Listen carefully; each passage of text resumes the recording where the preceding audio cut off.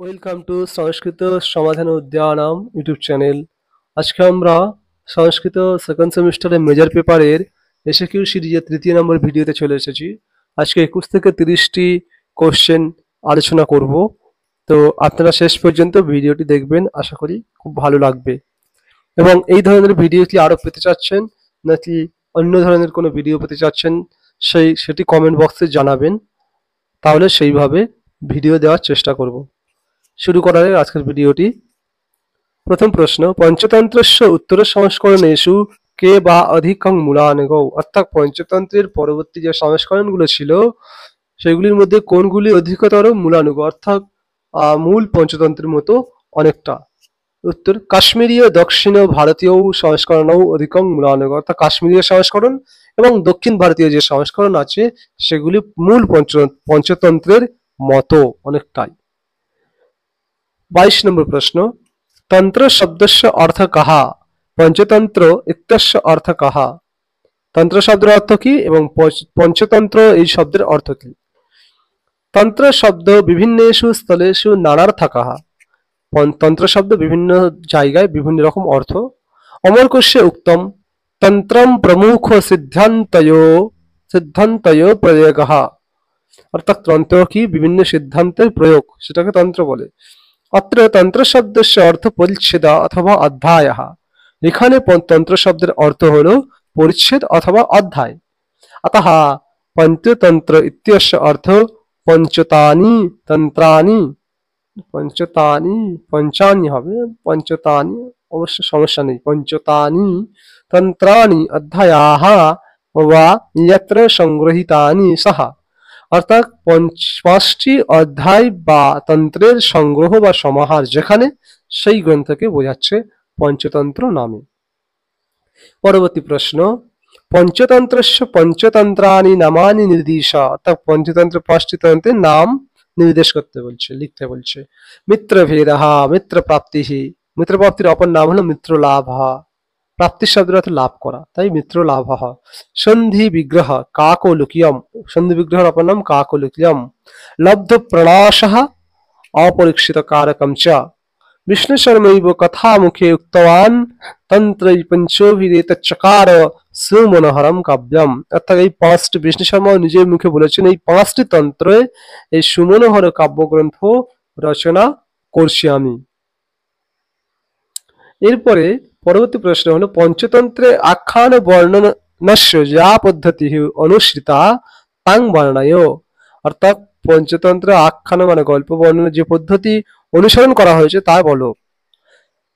উত্তর বলছে, প্রতিতন্ত্রে স্বয়ং পূর্ণং কিঞ্চন আখ্যানম বিদ্যতে, অর্থাৎ প্রতিতন্ত্রে স্বয়ং সম্পূর্ণ কিছু কিছু আখ্যান পাওয়া যায়।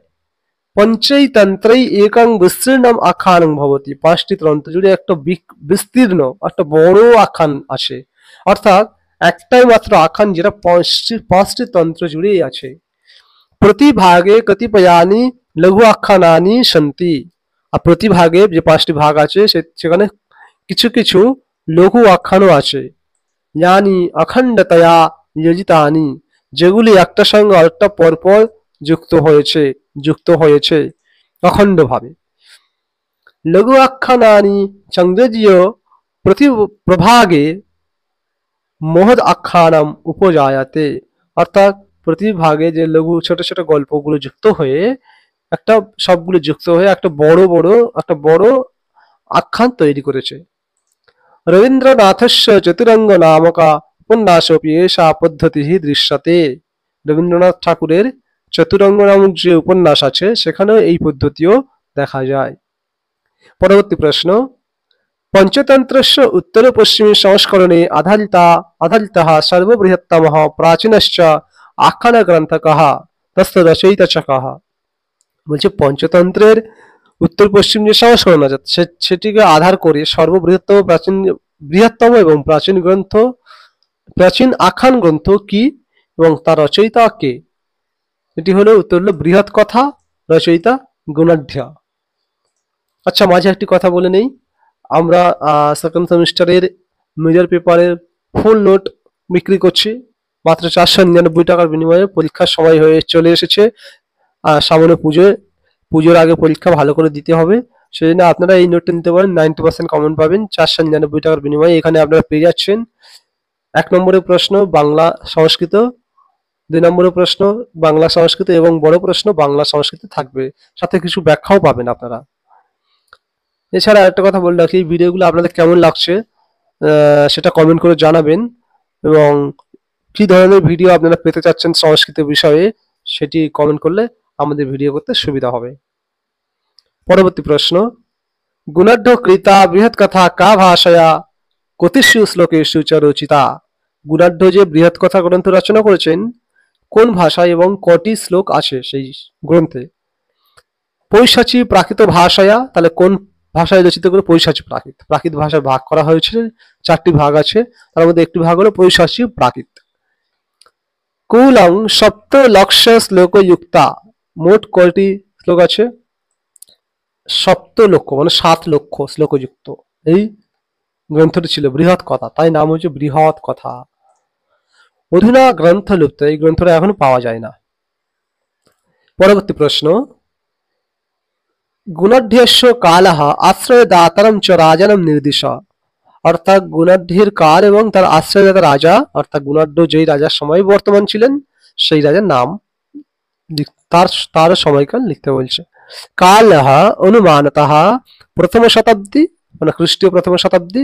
আশ্রয়দাতা সাতবাহন বংশীয় হালহ, এবং রাজা হালের সময় তিনি ছিলেন গুণাঢ্য, সাতবাহন বংশীয় রাজা হালহ।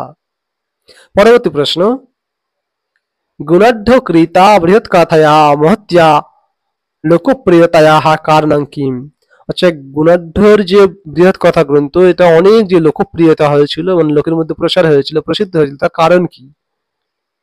উত্তর, পঞ্চতন্ত্রে লুপ্তে তস্য বহুনি আখ্যানানি বৃহৎ কথায়াম সংগৃহীতানি। অর্থাৎ পঞ্চতন্ত্র লুপ্ত হয়ে যাওয়ার পরে তার অনেক কথা বা আখ্যানগুলি বৃহৎ কথাতে সংগ্রহ হয়েছিল। ইত্থং মহৎ আখ্যান ভান্ডারাং অন্যত্র নাসিত। এই ইত্থং মানে এই প্রকার, এই ধরনের মহৎ মানে বিশাল আখ্যান ভান্ডার অন্য কোথাও ছিল না। প্রাকৃত ভাষায়া লিখিতাসা সর্বজনবোধ্যা জাতা। অর্থাৎ এটা প্রাকৃত ভাষায় লিখিত ছিল বলে সেই সর্বজন মানে সব লোকজন বুঝতে পারতো। কারণ একটা আছে, সে সময় লোকের মধ্যে প্রচলিত ভাষা ছিল প্রাকৃত ভাষা, যেটা সংযোগের ভাষা বা জনভাষা ছিল। ফলে তো প্রাকৃত ভাষায় লেখার জন্য এটা সবাই বুঝতে পারতো। এর রামায়ণ মহাভারতয়োঃ অনন্তরম প্রাচীন সাহিত্যের মধ্যে অত্যধিক লোকপ্রিয়। এটি যদিও রামায়ণ এবং মহাভারতের পরে এটি জন্মগ্রহণ করেছিল, তাও প্রাচীন সাহিত্যের মধ্যে এটা অত্যধিক লোকপ্রিয় ছিল।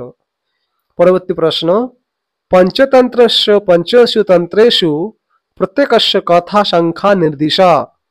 পঞ্চতন্ত্রের গ্রন্থের যে 5টি তন্ত্র আছে সেই তন্ত্রগুলির প্রত্যেকের কথার সংখ্যা লিখতে হবে, নির্দেশ করতে হবে।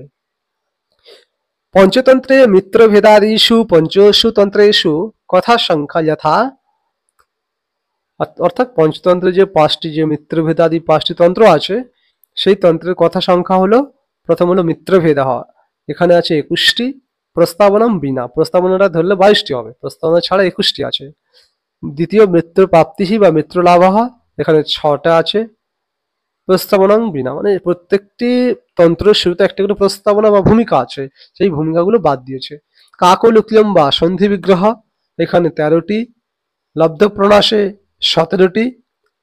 অপরীক্ষিত কারকম 14টি। আজকের শেষ প্রশ্ন, বৃহৎ কথায়াহ মুখ্য বিশেষতাঃ কাঃ। অর্থাৎ বৃহৎ কথা গ্রন্থের মুখ্য বিশেষ গুণ বা বিশেষতা বা বিশেষ ধরন বলতে পারি আর কি, সেটা কি ছিল? বলছে প্রাকৃতালঙ্কারিক হেমচন্দ্রস্য, মানে প্রাকৃত যুক্ত আলঙ্কারিক, প্রাকৃত আলঙ্কারিক হেমচন্দ্রস্য কাব্যানুশাসন গ্রন্থে বৃহৎ কথায়াः কতিপয়াः বিশেষতাः উল্লিখিতাः। অর্থাৎ প্রাকৃত ভাষার আলঙ্কারিক হেমচন্দ্রের কাব্যানুশাসন গ্রন্থে বৃহৎ কথার যে গ্রন্থ ছিল তার কতিপয় অনেকগুলি বা কিছু বিশেষতা উল্লেখ হয়েছে। প্রথমত, মূল কথা উদয়ন বাসব দত্তা নরবাহন দত্ত কেন্দ্রিতা, অর্থাৎ মূল কথাগুলি উদয়ন বাসব দত্ত এবং নরবাহন দত্ত কেন্দ্রিক করে লেখা হয়েছে। তন্ত্র শাস্ত্রবৎ এষা কথা শিব পার্বত্য সংবাদ রূপে প্রস্তুত, অর্থাৎ এই তন্ত্রশাস্ত্র যেগুলো পাওয়া যায় সেই তন্ত্রশাস্ত্রের মতো এখানে শিব এবং পার্বতী ওনাদের যে ঘটনাগুলি সেগুলো সংবাদ রূপে প্রস্তুত করা হয়েছে। তৃতীয়, আখ্যানানি অত্যন্তং চিত্তাকর্ষকানি, আখ্যানগুলো খুবই চিত্তার আকর্ষক অর্থাৎ মনোগ্রাহী, খুবই আনন্দদায়ক।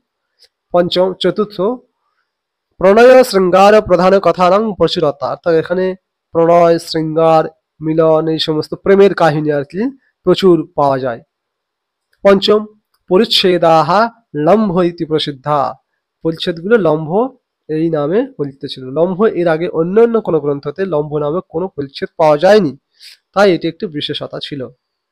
তো আজকের ভিডিওটি এই পর্যন্ত রাখলাম। যদি ভিডিওটি একটু ভালো লেগে থাকে তাহলে আপনারা চ্যানেলটিকে সাবস্ক্রাইব করে পাশে থাকবেন এবং বন্ধুদের সঙ্গে শেয়ার করবেন যাতে তারাও উপকৃত হতে পারে। আর